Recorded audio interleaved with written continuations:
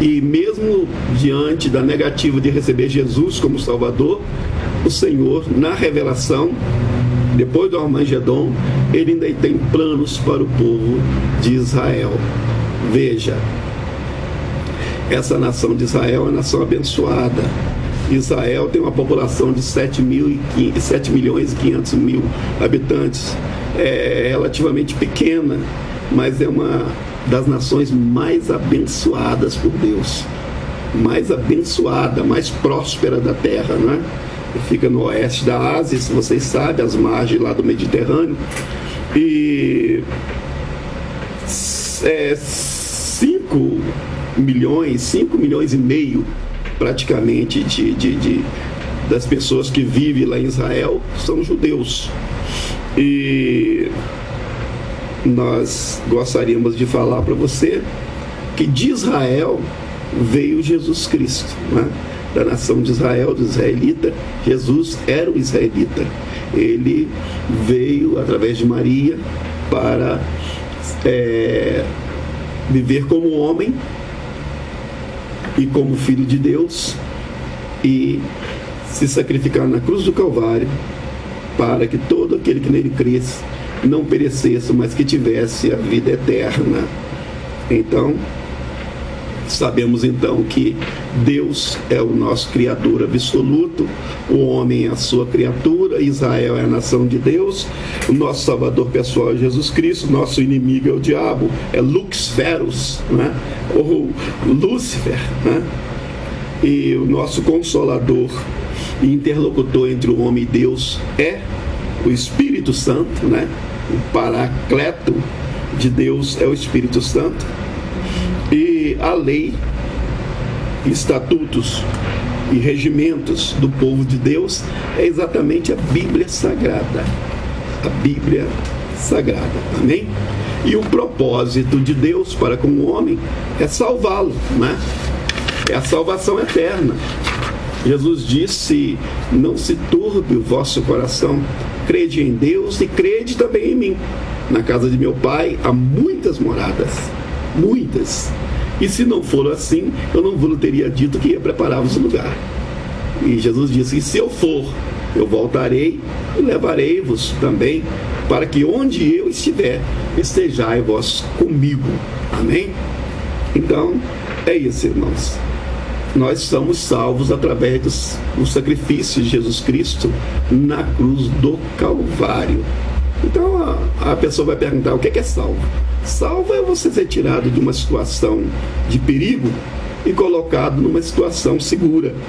Então Jesus tirou o homem que estava no pecado e colocou o homem num patamar seguro, na rocha, que é a igreja de Deus, que é o Senhor Jesus Cristo, amém? A rocha segura é Jesus.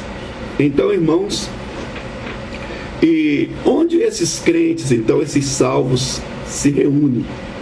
Onde os salvos se reúnem? Os salvos se reúnem nas chamadas igrejas. E você pode me perguntar: o que é uma igreja, pastor? Não é? O que é uma igreja?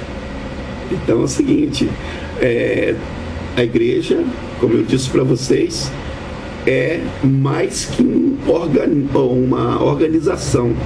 A igreja é um organismo vivo, criado por Deus Pai, edificado por Deus Filho e comandado, né, assistido por Deus Espírito Santo, vivificada por Deus Espírito Santo, amém?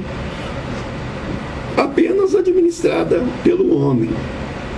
Então é o seguinte, hoje em dia tem se levantado muitas igrejas, tem se levantado muitos ministérios, e a gente fica preocupado com isso. Eu acompanhei o surgimento de muitos deles, sou crente desde 1968, e a gente tem assim acompanhado essas evidências de novas igrejas.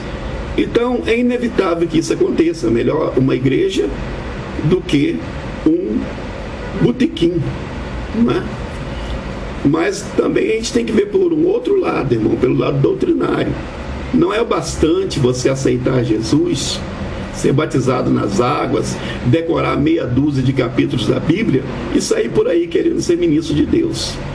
Você pode ser um profeta, um missionário abençoado, um visionário, não é? Uma pessoa usada em sinais e prodígios. Todavia, para pastorear um rebanho, você tem que ser preparado, meu querido irmão. Não adianta você sair por aí dando profetada por todo lado. Você tem que se preparar. Hoje em dia existe um ditado que rodou, está pronto. Quer dizer, o irmão foi batizado com o Espírito Santo, rodou na igreja, acabou, está pronto. Não, não é bem assim, meus irmãos. Você tem que conhecer com profundidade a raiz, viu, do Evangelho. Você precisa conhecer Deus. Você precisa conhecer Deus.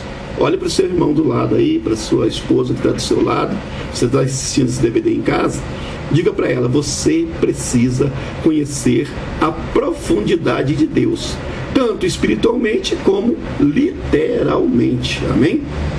Conhecereis a verdade e a verdade vos libertará. O próprio Jesus já dizia: examinai, pois, as Escrituras, porque cuidais ter nela a vida eterna, e são elas que de mim testificam. Amém? Glória seja dada o nome do Senhor. Então, você tem que saber o que foi, o que é, né? Como foi, ou como é, para que é, o que será. Para isso, né, o pretenso obreiro deve buscar todas as fontes de conhecimento devidamente orientado por pessoa capacitada. Isso porque ninguém será um bom obreiro se não for um bom aluno de escola dominical. Bota isso na cabeça, meus irmãos. A pessoa que aceitar Jesus hoje já começar a ouvir aquele pregador, aquela coisa, tal, e decora as palavras daquele pregador e tem isso como estilo de vida.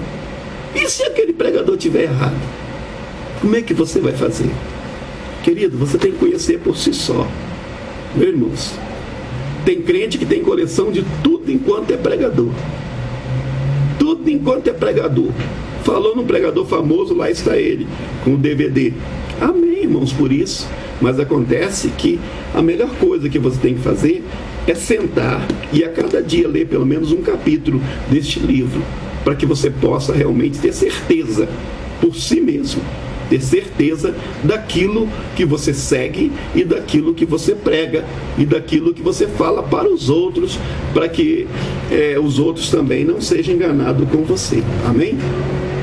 Examinai as Escrituras. Então, se você não for um bom obreiro, se você não for um bom aluno de escola dominical, jamais vai ser um bom obreiro. E se você não for um bom obreiro, jamais será um bom pastor. Amém? A igreja, essa Bíblia que está aqui, essa Bíblia é uma Bíblia Thompson, é uma linguagem mais moderna, mas as primeiras Bíblias, né, João Ferreira de Almeida, por exemplo, ela é mais simples, né?